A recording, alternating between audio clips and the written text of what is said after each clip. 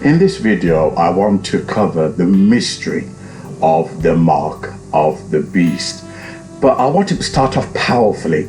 Notice the term mark of the beast. So the beast obviously has the mark 666. Okay? So mark of the beast. So however, throughout history, medieval history, etc., this terminology begins to change in accordance to whom people didn't like politically and in the present. For instance, many people called Bush mark of the beast 666. If you spelled out his name, they called Obama mark of the beast, and Donald Trump. So a lot of this term has been exploited not by Christians but conspiracy theorists who didn't like certain individuals, and they think, oh, I know what I'll do in order to get attention and in order to empower my ideology. I will use that spooky number 666, mark of the beast. Oh, Donald Trump's the mark of the beast. Obama is the mark of the beast. Oh, Reagan is the mark of the beast. Even Prince William, they claim, is the mark of the beast. Okay? And there's no logical explanation or reason, but it's just if you don't like a person, it's almost like medieval witch hunt. If a woman wasn't married, then she was a witch. If she had money, she was a witch. If she was beautiful, she was a witch. So this human nature doesn't change. If you don't like someone, you slander them with whatever is trending at that time. Okay? It's going to get more powerful in this video. So that term changes. In order to understand the term mark of the beast, okay, as I said, a lot of conspiracy theories have hijacked the Bible. Even far right wing have hijacked the Bible and turned Jesus into a far right activist. Okay, it gets really blasphemous. But however, if you really want to look at that historical term mark of the beast and 666, it wasn't referring to a technology. It wasn't referring to a digital number. This numerology was a name, right? Let me give an example, okay? For instance, during lockdown, we could not in any way discuss Bill Gates' ethics. We couldn't do it, okay? All social media shut down debate. You could not have any critical evaluation of the vaccine, whether it was healthy or whether it wasn't, whether it was killing people or whether it was helping people. You could not have any critical debate. Even the scientists, who were against it, was shut down. And instead they had people who were pro Bill Gates. So believe it or not, I was the first person, believe it or not, right, using Facebook when I was on it, who began to speak in codes. Okay, so instead of saying Bill Gates, because the algorithm will pick it up, instead he says Hell Gates, okay, or Hill, whatever. So I was the first person to speak in codes, okay, and that way you can withstand social media, if you like, scrutiny or persecution, speaking in codes. Now I'm getting to my subject. I'm sure during the Nazi Jewish Holocaust, the Jews, in order to survive, would also have a language that they could use so that the Germans wouldn't understand. It's a way of survival, using codes and mystery. Okay, now let me get to my subject. I know you can't wait for the juicy part. I could make this a 2-hour video, but I don't want to lose any attention, so I'm going to condense it, okay? A lot of people, if you do a 2-hour video or 3-hour video, they'll think, wow, it must be really academic. But then you wonder, you're going to lose people. So you end up having to condense it, and people think, well, it can't be serious because it's too short. So either way, you can't win. Anyway, right, so the history. First of all, let's go back to the origins of the mark of the beast, right? What is it saying? I said people resort to language and symbols and codes in order to survive, and I'm sure the Jews did that. I'm sure in African slavery they also did the same thing. They resort to codes and symbols so that those in power can't break that mystery. Now, number one, in Revelation, right, John on the island of Patmos, okay, and I think it's only in the first John where the term was used. The Christians were going through heavy persecution, funny enough, by Rome, you know, Caesar, and the same Rome, because one of the Roman emperor became a Christian, then everybody, the whole of Rome was a Christian, was a Catholic. You know, you had no choice. You know, the emperor converted, then you all converted. It's like the Queen in England. Because she's the head of the church, everybody's a Christian. You know, it's cheap.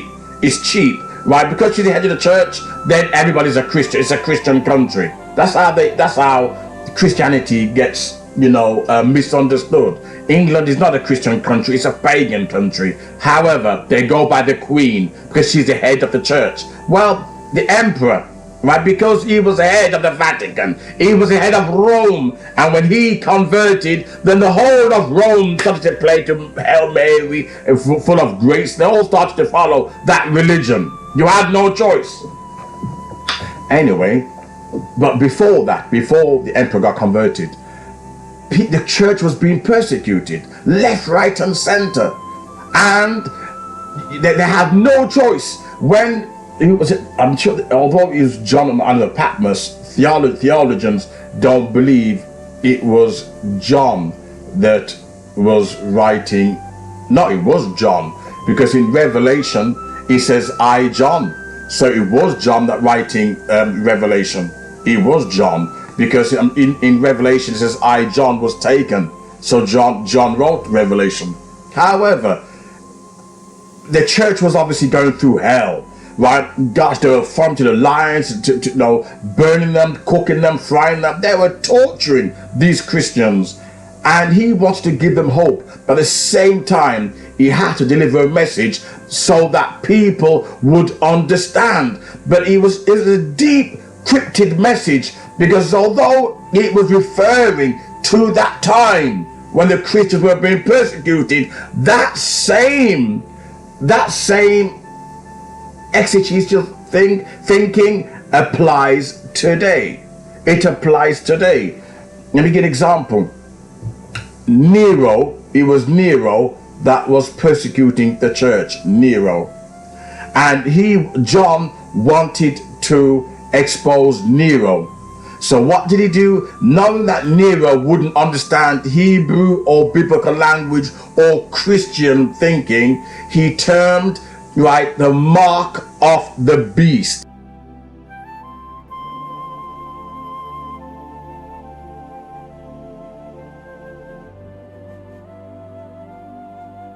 Right, 666, which was a number of Nero. Then what happened was, the Christian world, they would understand what it meant, the mark of the beast. They would know it was referring to Nero. But what's interesting is that despite there's a historical context of survival, of going underground and coming up with that term, mark of the beast, that Nero was the beast who was antichrist, anti-Christian. Okay, today, in today's modern world, this term has become like Dracula of Transylvania. Transylvania was actually a real event. I think it was the Turks that took off their heads, right, and drank their blood, etc., during wars, and Hollywood turned it into Dracula. They turned it into a fantasy, and they turned the whole thing around. It's the same thing with the Mark of the Beast. It had a historical context, but Hollywood, with the Omen and other movies and political dissidents, they use that term 666 and they make it applicable to a modern setting, but without any historical context. Okay, I hope you're following me.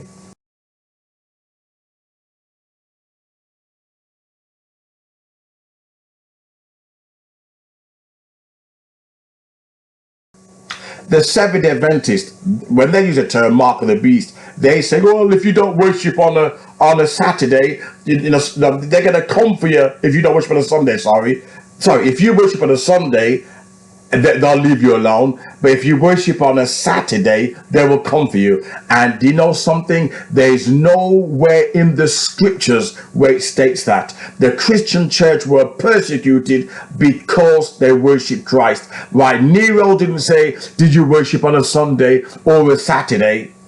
No, he persecuted them because they believe in Jesus Christ. That's where they were killed. But this is what cults do. Cults turn it around and they mystify things so that it becomes relevant to their organization. Otherwise, their organization have no credibility. So, look, they're coming forward. Can we worship on a Saturday? Nonsense. There is no scriptural evidence for it. And I will make a further video regarding Seventh-Day-Adventists and JWs and the historical and present contradiction. Don't worry about that. So you want to subscribe, don't miss out, right? But however, and I've got so much information, I never write things down, I really should, but you can guide it, but I like to do it for my head. I feel more inspired, right? So at the end of the day, like Hollywood, they turn things into a fantasy, and now you have Dracula and the Omen, and you lose what it's really about. Then you say, oh, it's microchip. Look, Mark of the Beast, why it's relevant today is because if it's a spiritual warfare, it's a persecution against Christ's kingdom, it's a persecution against the church. So the government could be that mark of the beast.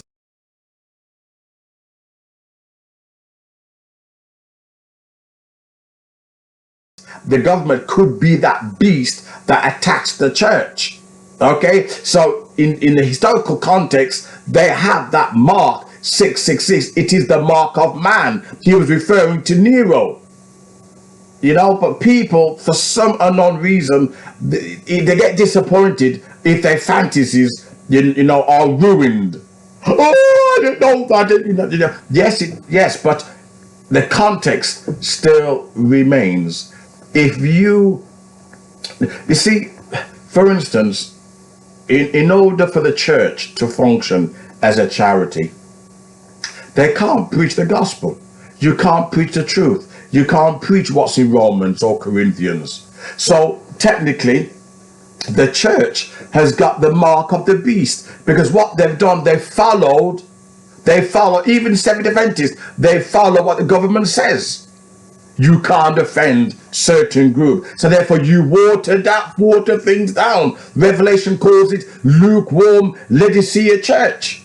So you have that mark, also that spirit of rebellion, that you rather listen to the government than listen to what the Bible says.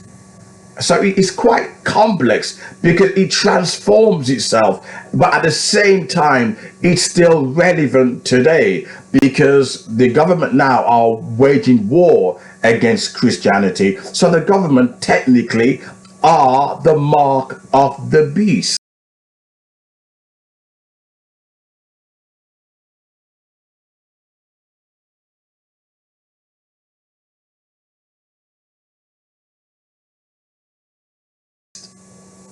I hope I'm making sense in this video, but the right historical is applicable to Nero. That's what John was referring to. It was Nero. You know, it's very important to look at biblical history. You know, don't just like when it says women shouldn't preach in church, and you, and you don't even look at what was happening in Corinthians as to why Paul said that. You have to look in this context. Otherwise, people come along and they brainwash you. In where is it? Where's that book down? In this book, I left, you know, Christianity and found Christ. Right? I was in a muddle. I was in a mess. Why? Because churches would take one text, you know, out of context, use it on you. Another church comes along, take that little text, like, oh, we're the truth because we worship on a Saturday, but they don't believe in the fruit of the Holy Spirit. And you go to another church, you get confused. And I was confused until I left that madness. One day I will read some chapters on here. Okay, it's a very powerful book. Okay, so you need to look into biblical history and really dig the truth for yourself. Otherwise, you will end up being swayed from all different views and nonsense and conspiracy theories. Oh, it means this, it means microchip, it means this. No, it doesn't. Right, you can still have the microchip, okay, and how can I put it? Having a microchip don't mean anything. You see, people thought that when the mobile phones came out and you put your fingerprint on it, right? Oh, that's it. But you know how many people now have got phones where they use their fingerprint? Is that the mark of the beast? No, right? The mark of the beast is when you are subtly taken over by a change of consciousness, a change of beliefs, and suddenly you become liberal, you become like the world, you no longer look like a Christian, sound like a Christian. That is the mark of the beast. When you start to take on the world values, the world liberal views, that's the mark of the beast. There's nothing to do with a bit of fingerprint. Oh, I'm gonna get to my phone here. Nothing to do with that, right? It's when he says you can't buy or sell. Yes. If you look at the churches today, right, the reason why they can keep their charity status is because they've watered down the gospel. Otherwise, no license, no buying or selling unless you compromise the truth. No buying or selling, no license. So soon, the churches, they have to compromise to such a degree that either they start paying taxes and preach the truth, or become business orientated and preach lies, buying or selling. You can't function, you know, unless you adhere to a pagan consciousness, a pagan world. No buying or selling. You can't function unless you deny Christ. This kind of choice will not affect T.D. Jakes, Joel Osteen, Joyce Myers, Kenneth Copeland, because you know why? They look like the world. They look like Nero.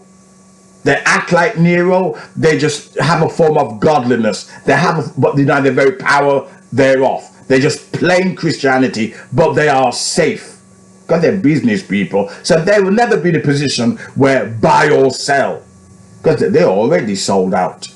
I hope I made sense in this video. I should have had notes in front of me, but please leave a comment and tell me if what I'm saying is true. Thank you.